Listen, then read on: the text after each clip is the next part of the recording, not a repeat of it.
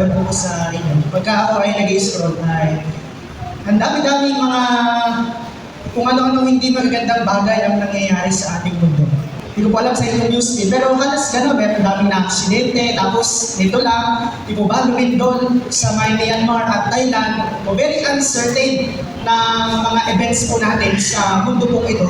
At parang, ewan nga po natin, baka sabi nila, baka end times na, at talagang sobrang daming mga uncertainties sa ating pong mga buhay at sa ating pong mundo ito. Kaya ako ng mga sermon natin ng mga nakakaraan, ayan sila, Pastor Gary, Pastor Edwin, na hindi po natin hawak ang ating mga buhay.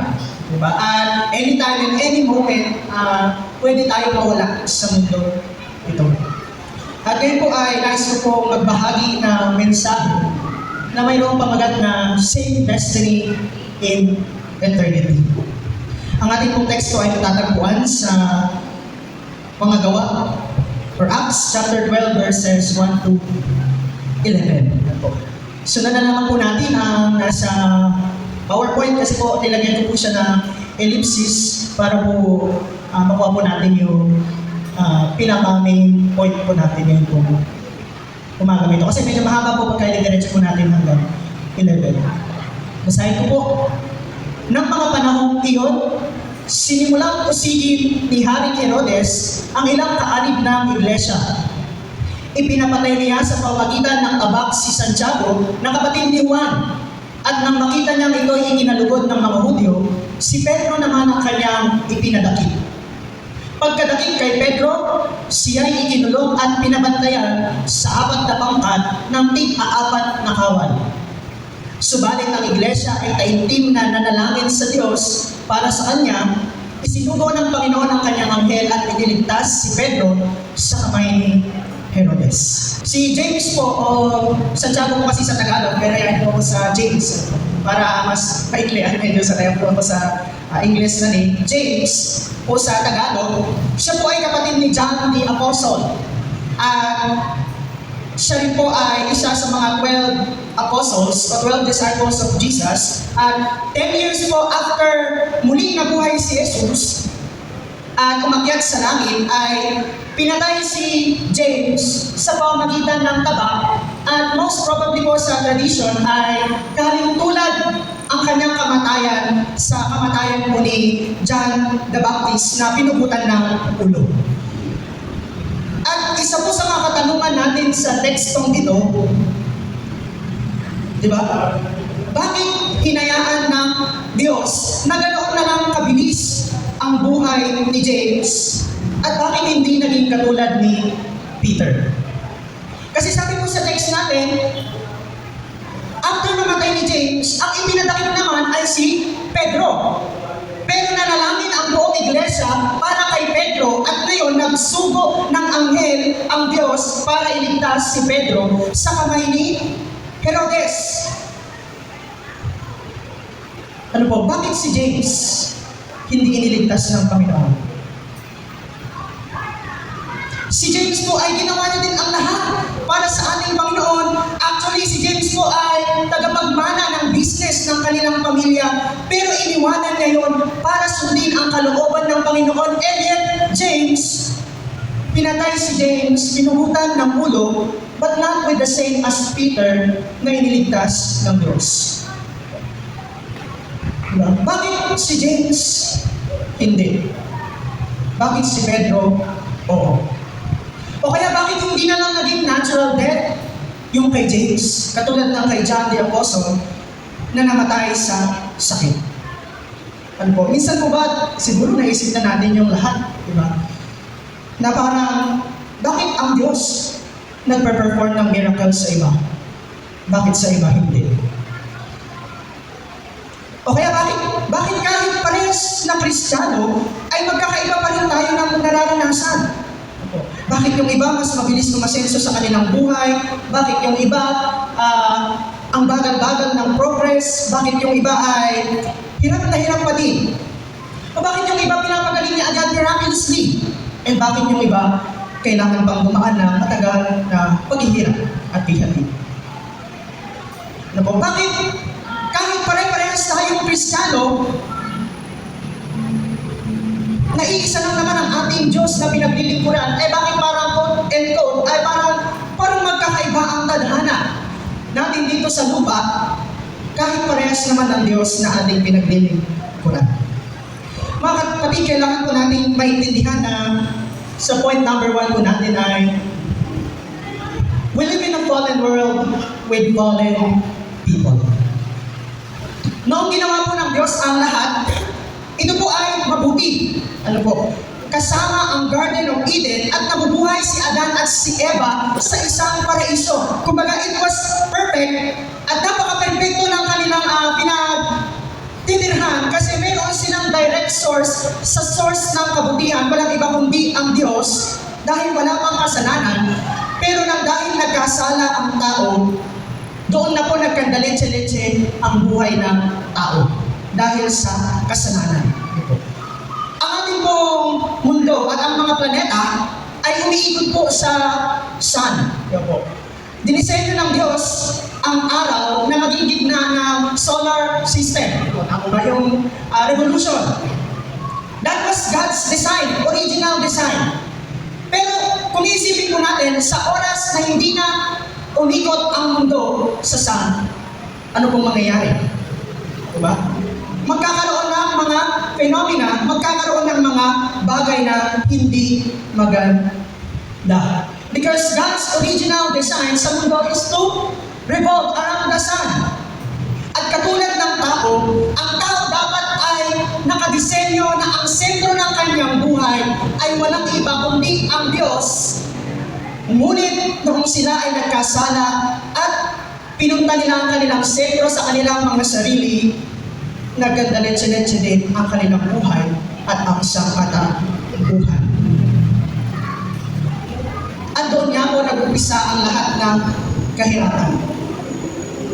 Nahirapan sa panganak ang mga babae, maghihirap ang mga lalaki sa pagtatrabaho at sinumpa din ang lupa.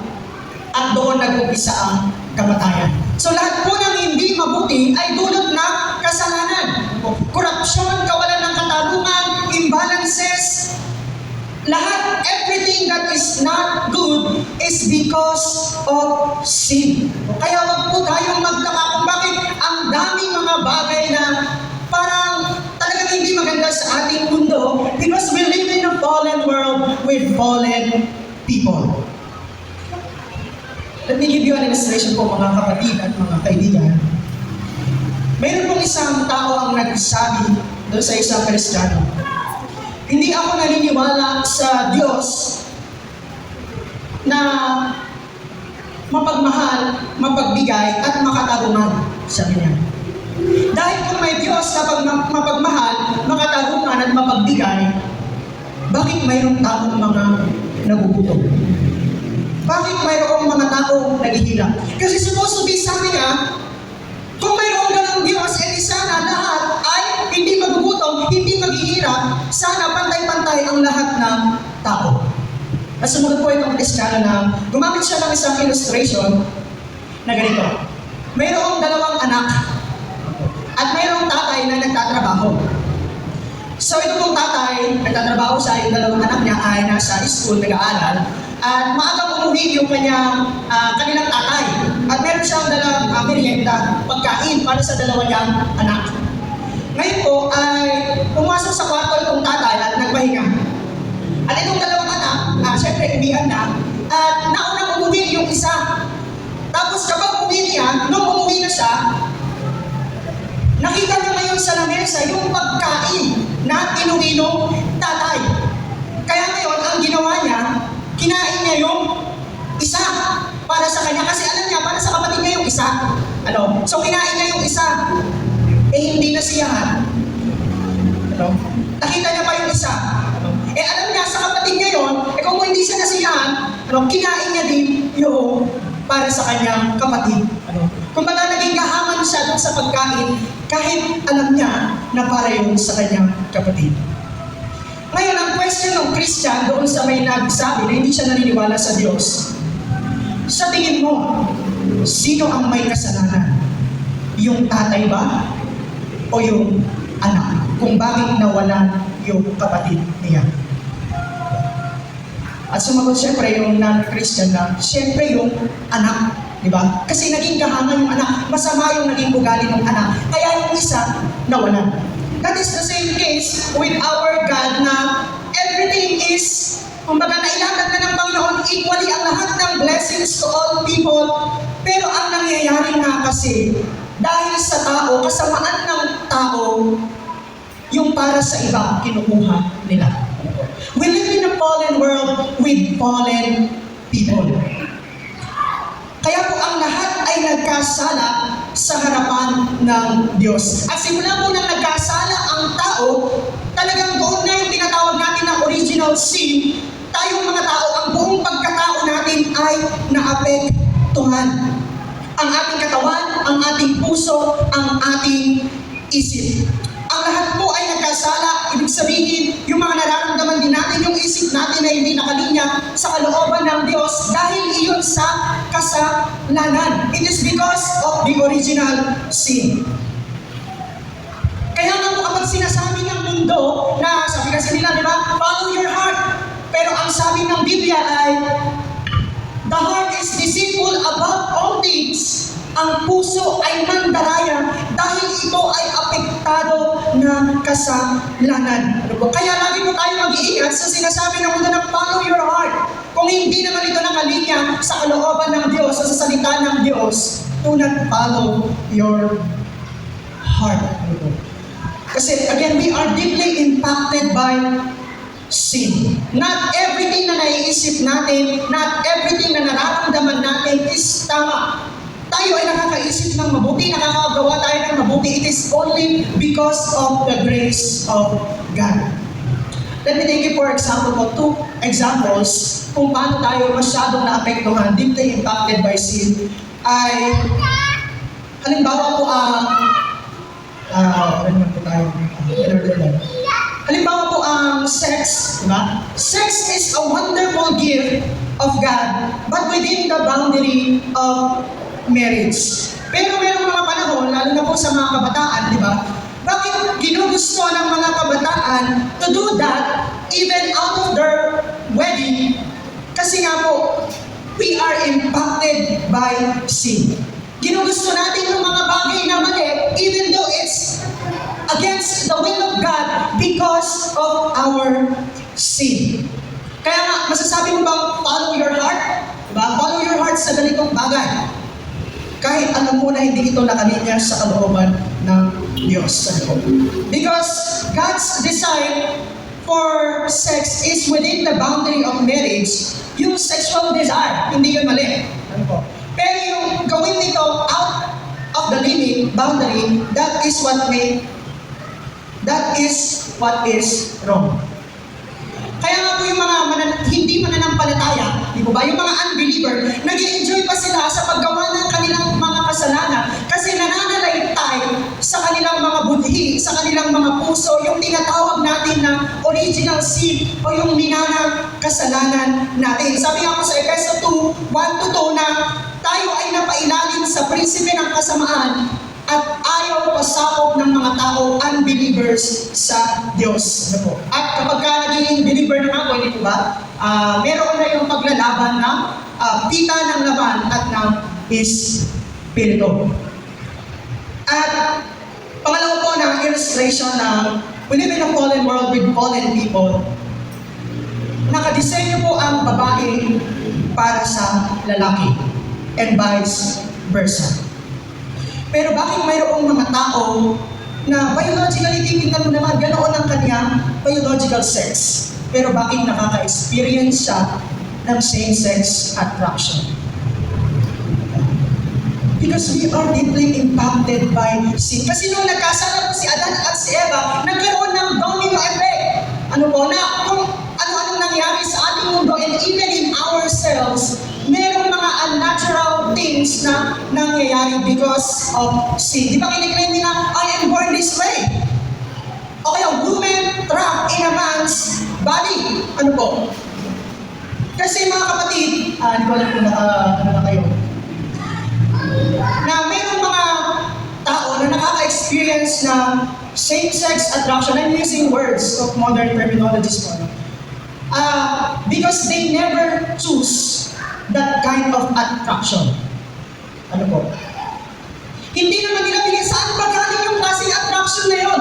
Out of nowhere, naramdaman ko na lang yun. Have you ever heard of that? Yung kanilang, yung mga testimony nila. Hindi ko alam kung saan nang galing iyon. It is because of sin. Because we are impacted by sin. Medyo maingat lang po tayo kasi medyo confusing po kasi at napaka-sensitive ng topic ng LGBTQ. Ano po? In the biblical world kasi I believe that one of the main problems na hindi pagkakaunawaan natin is yung how do you define gayness? Ano ba ang definition mo ng pagiging bakla? Diba? Kasi, kaya hindi natutugma ang dalawang tao because their definition is different. Ang definition ng isa ng kabaklaan is feelings niya, attracted siya. Ganun ang kanyang definition. Samantalang yung definition ng isa, base sa ginagawa niya. Nakuha ko ba ninyo? Medyo mahaba kasi usapin ito. Yung isa, dinedefine niya ang pagiging gay based on his feelings. Ano po? Ano po ninyo? Feelings pala po feelings. Samantalang yung isa, dinedefine niya yung pagiging gay base sa action.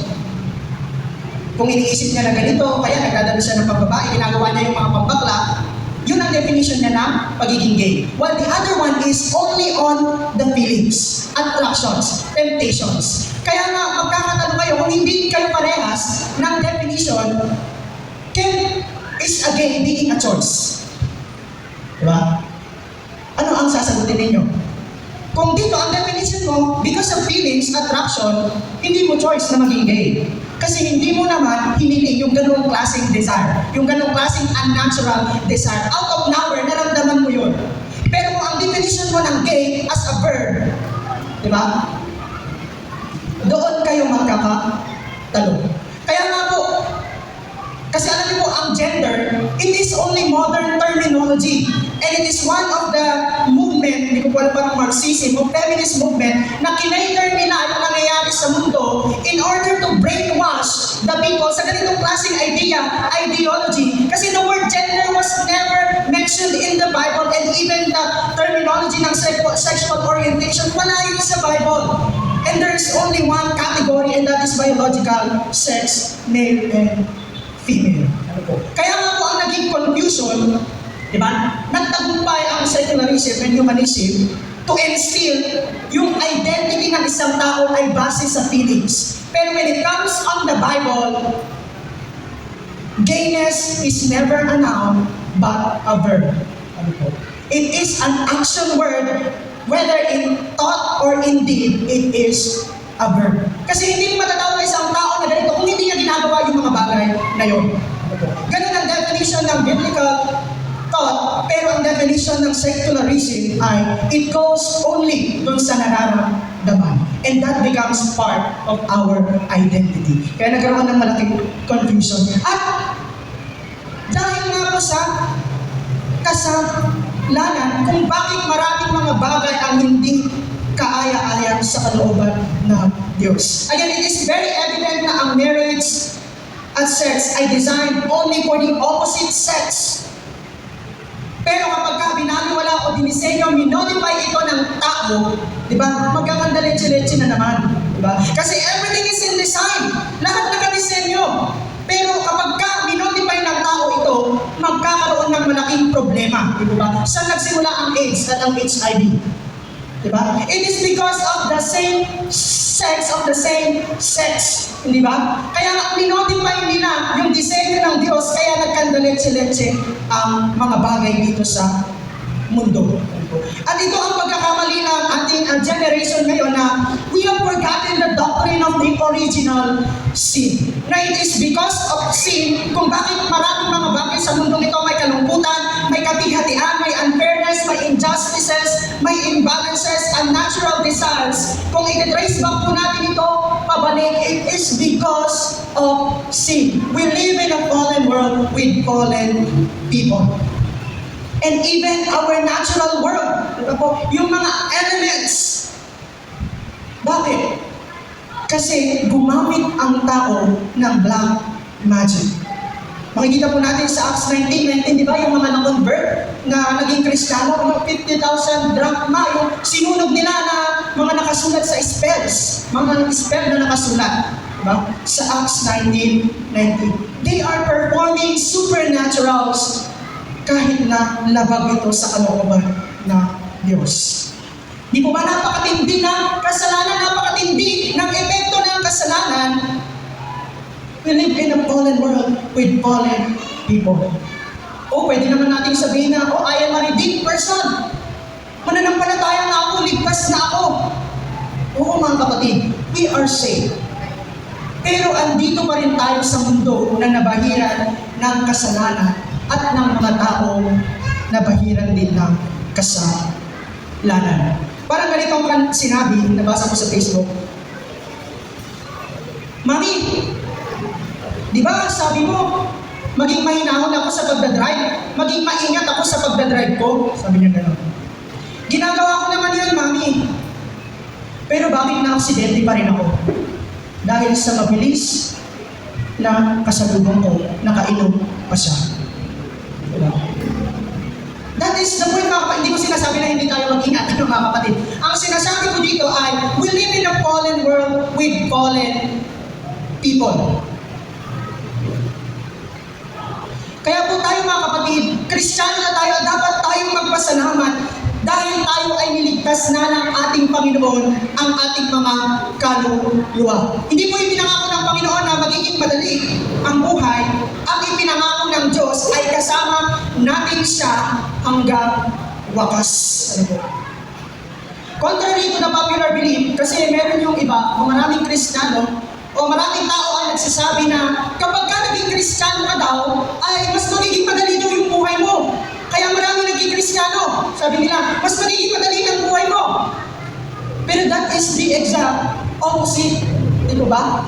Bakit kung kailan ka naging Kristiyano, bakit parang mas dumami pa yung problema, mas dumami pa, mas mabigat pa ang buhay, kaysa nung hindi ka na Kristiyano? Nakarinig na po ba kayo ng mga ganong testimony?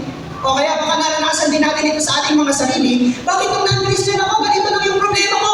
Bakit kung naging Kristiyano ako, bakit parang mas lumala pa yung aking problema? And that is the point. Bakit?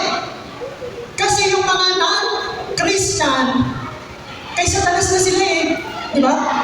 Bakit ba masyado mag-exert ng effort si Satanas sa kanila? Sa kanila na nga yung mga yun eh. The eyes of Satan is on Christians para tayo ay pabagsakin, para tayo ay mapatayo. Kaya ngayon gumagawa ng maraming paraan si Satanas, magbibigay ng mga problema kung ano-anong bagay sa mundong ito para maranasan natin, mas mahirapan tayo para itatwa natin ang Diyos. Pero God's design sa mga problema natin ay para naman mapalapit tayo sa Kanya. It's one way or another. Kung sino ang ating susundin, kung ang diablo ba na bumubulong sa atin, na lumayo ka na dyan sa Diyos, ang dami mo na pinagdadaanan sa buhay, ganito, ganyan. O yung Diyos na bumubulong sa atin na lagi tayong lumapit sa Kanya. Dahil ibinigay ang Espiritu sa atin to be our comforter, to be our helper. Always remember po na ang Espiritu ay nasa atin. We always have the grace of God. So mga kapatid, yung mga bagay na nararanasan natin na hindi maganda, mga pagsubok, kasama yan sa ating mga buhay. Pero sa kabila ng buhay na ito, pagkatapos po nito ay we will live with Him in eternity. We will live with Him in eternity. Makakasama natin ang Diyos sa walang hanggan. Kahit na ano pa mang mangyari sa atin, sa mundong ito, marami pa rin uncertainties, kahit na hindi parehas ang ating mga pinagdadaanan, quote-unquote, ang ating tadhana, dito sa lupang ito, katulad ni Pedro at ni James, they were different ng kanilang kinahanapnan, pero we will live with Him in eternity. Sabi niya po sa 2 Corinthians 4:17 hanggang 5:1. ang bahagya at panandaliang kapighatiang dinaranas namin ngayon ay magbubunga ng kaganapang walang hanggan at walang katulad. Kaya't ang paningin namin ay nakatuon sa mga bagay na di nakikita at hindi sa mga bagay na nakikita. Sapagkat panandalian lamang ang mga bagay na nakikita, ngunit walang hanggan ang mga bagay na di nakikita. Alam namin kapag nasira na ang toldang tinatahanan, pisikal na katawan natin ngayon, ang ating katawang lupa, kami ay may tahanan sa langit na hindi kailanman masisira, isang tahanan ginawa ng Diyos at hindi ng tao. Piniprepare po tayo para sa bagay na hindi kayang tapatan ng mga bagay dito sa mundo ito. Sabi niya po ay mayroon tayong tahanan sa langit. At ganito din po ang sinabi ni Jesus sa mga disipulo, hindi po ba? Sa John 14:2 na, pinaghahanda din tayo ng Panginoon ng kwarto, di ba? Maraming kwarto sa bahay ng aking Ama. Kumbaga sinasabi ni Jesus na even whatever na mangyayari sa atin dito sa lupa, di ba? Tribulations, sufferings, we have a home doon sa langit, sa panibagong langit at lupa. Di po ba? Di ba parang nakakapagod mabuhay sa mundo ito? Di ba paulit-ulit na problema, paulit-ulit na lungkot, paulit-ulit na mga sakit, at sa mga susunod na panahon, di ba ang prophecy ng Bible, mas magiging mahirap pa ang mundo. Pero ang sabi ng Panginoon sa Isaiah 48 na, the grass withers and the flower fades, but the word of our God will stand forever. Na kahit ano pa man ang mangyari sa ating mundong ito, the word of our Lord will stand forever at hindi ito mag-fail, lalo na ang ipinangako niyang walang hanggan na makakasama natin siya. Dahil sabi po ng Panginoon, di ba? Kung dati winasak ng Diyos ang mundo sa pamamagitan ng baha, tubig. Ngunit ang sabi ng Panginoon sa kanyang mga salita sa 2 Peter 3:7-10, God will destroy the earth not by flood anymore, but by fire. Sa pamamagitan ng apoy. Kaya siguro puro apoy na yung mga trahedya, mga wildfires, mga bagay sa mundo. Baka may preview na tayo. Hindi magbabago ang salita ng Diyos. Kahit ano pang mangyari sa ating sufferings in this world, darating ang panahon na papahilin ng Diyos ang bawat luha sa ating. Wala ng kamatayan, dalamhati, pagtangis at paghihirap sapagkat lumipas na ang dating mga bagay. Sabi po ni John MacArthur, sa tuwing tinatanong ako ng tao kung ano ang bagay na nakakapagpahingan sa akin patungkol sa langit, hindi yung mga ginto na lalakaran natin, hindi rin ang mga pintuang perlas, kundi ang kawalan ng presensya ng kasalanan. Nakakapagod na ang kasalanan. Kasi bakit mga kapatid? Again, lahat ng bagay na hindi mabuti, sakit, unnatural, imbalances, injustices, corruption, it is all because of sin. Nakakapagod sa mundo itong mabuhay, puro kasalanan. Pero sa langit, because sin, mawawala na ang sin. Lahat ng mga bagay na hindi maganda nating nararanasan sa mundo ito ay mawawala rin. Kung umiiyak tayo sa mga problema natin, di ba? Kapag yung bagay na mayroon tayo, yung sa atin, nakikita natin ito na nasisira, kumbaga nadudungisan, nawawala sa design, di ba masakit para sa atin? Di ba? Ganun yung ating feelings sa isang bagay o tao na talagang pinapahalagahan natin. So just imagine, yung Diyos natin, alam niya ang lahat, nakikita niya ang lahat, every corner of the world, kitang-kita ng Diyos lahat ng mga kasamaan. And do you think that God is not so much broken? Yeah. Kasi nakikita ng Diyos yung kanyang napakagandang nilikha, and even the most valuable na kanyang nilikha ang tao, sinisira ng kasalanan. Diba? God is so much broken-hearted because of sin. Ano po? Lalo na nung nagkasala ang tao dahil nailay tayo dito sa Diyos. Kaya nga po gumawa ang paraan ng Diyos para tayo ay ipaglaban, para tayo ay maibalik sa Kanya, namatay ang Kanyang anak na si Jesus para sa atin. No? It was Jesus' death on the cross para ma-reconcile tayo sa ating Diyos. Kaya po ipinaglaban tayo ng ating Diyos doon sa may krus ng Kalbaryo para tayo ay maging Kanya. Kaya nga po napakasakit din para sa Diyos, hindi ba na makita niya na yung mga taong ipinaglaban niya sa krus, yung mga mananampalataya, pinaglaban niya sa kasalanan. Pero masakit sa Diyos na makita niya na yung mga ipinaglaban niya, bumabalik at bumabalik pa rin sa iba. Kaya nga po, we have to keep our lives na lumakad lagi sa kalooban ng Diyos. Hindi ko po alam kung naririnig pa ninyo, hindi ko na masyadong naririnig yun. Kasi nung bata ako, lagi kong naririnig yung man.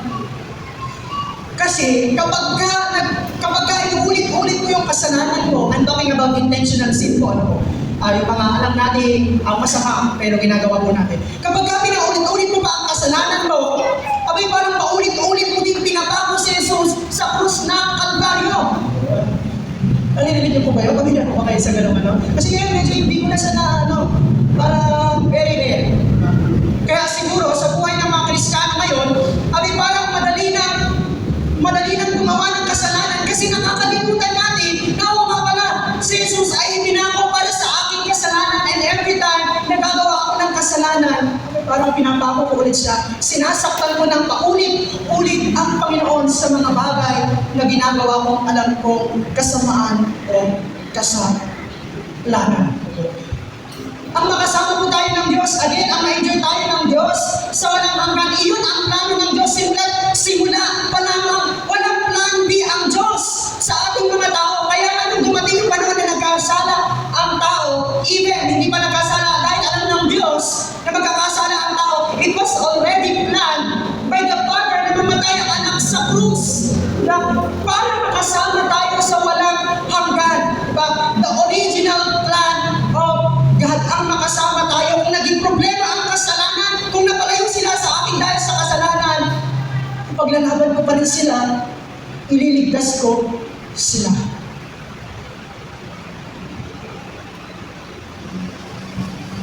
Dahil mahal na mahal tayo ng Diyos, kaya siya namatay para sa atin. Paano naman, Pastor, yung mga hindi pupunta sa langit? Nagmamahal pa rin ba ang Diyos para sa mga taong mapupunta sa impyerno? Yes. Nagmamahal pa rin siya. Di ba ang pagmamahal, ibibigay mo yung gusto nila? That is the same case with God. Dahil sa sobrang pagmamahal ng Diyos, ibibigay ng Diyos ang gusto nila na hindi siya makasama kahit sa walang hanggan. Dahil dito pa lang sa lupa, ayaw na nila sa Diyos. There are people who will suffer from hell because still God loves. And it is God's justice. Kaya nga po gaya po ng illustration natin mga nakakaraan, kung bakit hanggang ngayon, hindi pa rin minawasak ng Diyos ang mundo. Dahil binibigyan pa rin tayo ng pagkakataon na mag-repent, magsising, tumalikod sa ating mga kasalanan. Kahit na po tayo mga Kristiyano ay patuloy na tumalikod sa mga kasalanan, alam natin masama. Sa panibagong langit po ay, panibagong langit at lupa ay mabubuhay tayo na para sa kaluwalhatian ng Diyos. We will live with Him in eternity.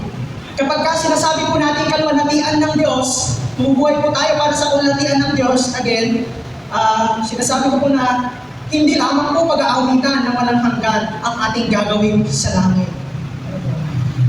Lahat ng kung sino tayo, kung saan tayo magaling magsaya, kumanta, tumula, and everything, dadalhin natin ito sa kabilang buhay. Ano po? Hindi ko pala kung nabasa niyo yung libro ni Randy Alford, yung Heaven na book. Siya po isang evangelical scholar. Hindi kayo maniwala, sinabi niya na, alam niyo ba sa langit may bite? Kasi just imagine, just the world without sin. Parang ganoon daw, although wala masyadong clear description ng Bible about the new heavens and the new earth, kasi po new heavens and new earth, ano po ang sinabi sa Revelation? Tayo ay mabubuhay kasama ang Diyos. Pero syempre palaisipan pa rin sa akin, di ba wala kasi clear description. Ano kaya ang itsura natin sa langit?